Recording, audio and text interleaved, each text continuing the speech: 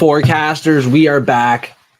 A long week where it started on a Monday and the World Series game went to 4 a.m.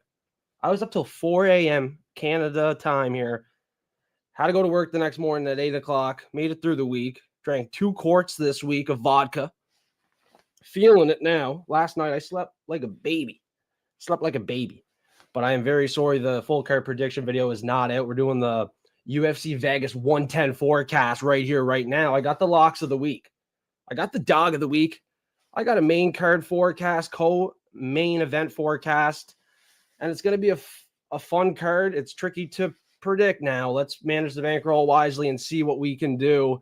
We're doing a $100 giveaway for sure, and we have a $50 giveaway this week on the Prop Fiend Show. Last week, you just had to put that hashtag F3, and we have 50 to 100 entries for the raffle tonight, 8 p.m., 9 p.m. Eastern time with Prelim Tim. We're ready to go here with 50 to 100 entries for the $50 giveaway on the Prop Fiend Show.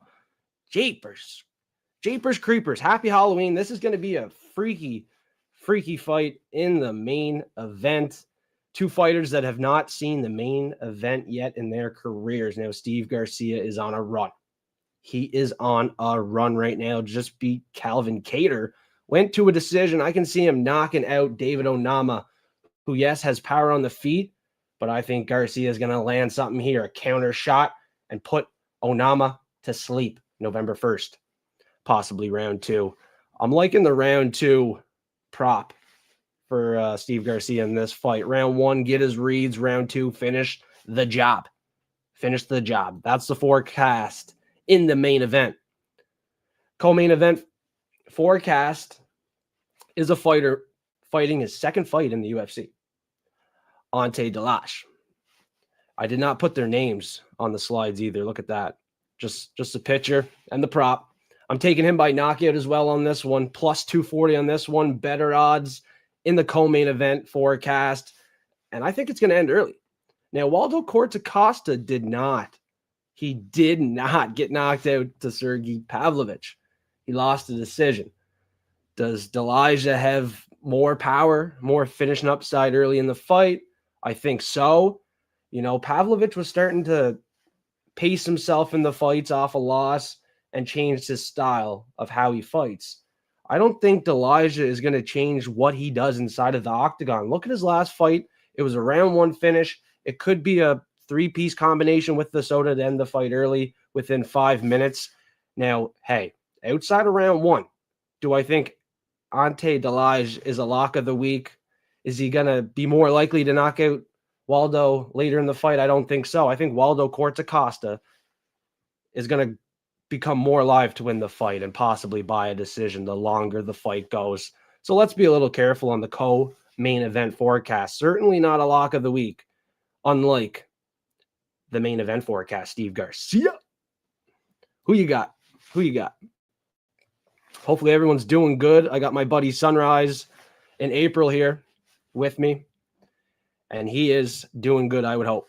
I'm doing pretty good now that I had a good sleep last night. Holy frig, I was tired. A little stressed out because I didn't have any video out on YouTube. Is what it is. We're here now. And the dog of the week, not the locks of the week. We'll talk about the locks in a second. I like Ariane Carnelose, first fight of the night now. In the first fights of the night, we tend to see the underdogs bark. We tend to. Women's MMA, I will definitely take the women's underdog with the finishing upside, knockout power on the feet, Talita Alencar is kind of one-dimensional with her grappling game plan here. If she doesn't get it to the ground, it could be a problem for her. If the fight gets extended, I think Carnelose could land more damage in this fight, and the judges could also score that.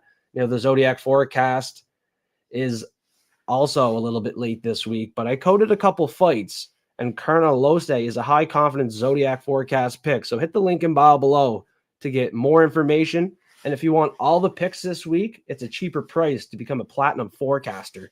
Definitely worth hitting the link in bio below. Definitely worth it. This dog is barking. First fight of the night. Let's flip back here. I had a second underdog. I did. I had a second underdog.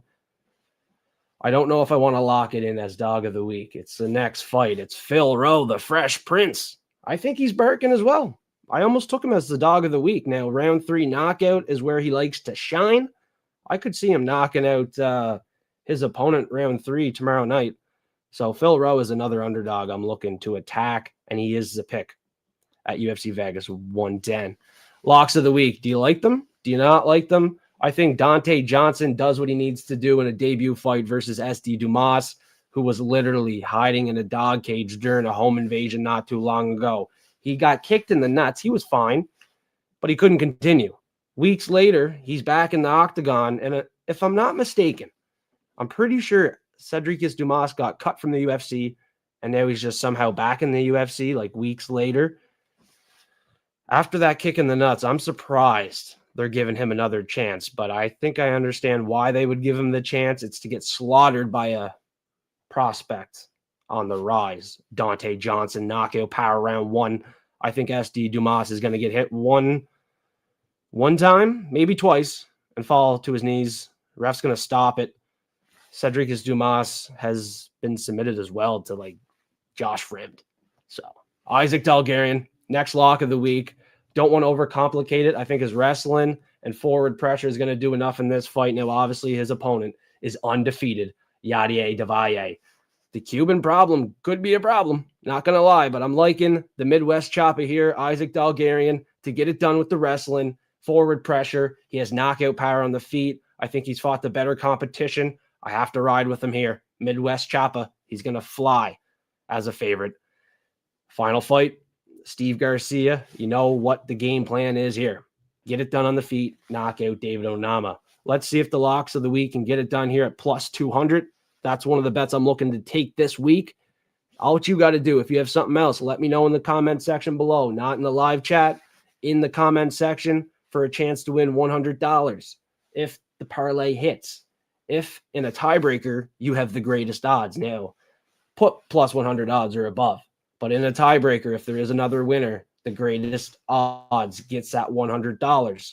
So if you don't like my lock parlay of Isaac Dalgarian, Steve Garcia, Dante Johnson at 3-1, put another parlay in the comment section below for a chance to win $100. Now, there's a $50 raffle on the Prop Fiend show. You just got to put the hashtag F3 on the last Prop Fiend show. This show, we're spinning the giveaway wheel. We're going to see who wins that raffle. The raffle gets respun each and every week. So if you don't win this week, there's always a chance next week. You got to stay forecasted. You got to hit the links in bio below. Become a platinum forecaster, Zodiac forecaster, and take advantage of these bookies because you know what we're going to do on Halloween. We're going to beat them up. It's trick or treat, and we're going to do a little bit of both. That's what we're going to do here, Fight Fiends. Hopefully everybody has a lock parlay, a favorite parlay they're ready to enter because $100 could be yours. Let's go. Just put the hashtag F3 there as well. So then I know you're entering. Let's get it done here. Happy Halloween.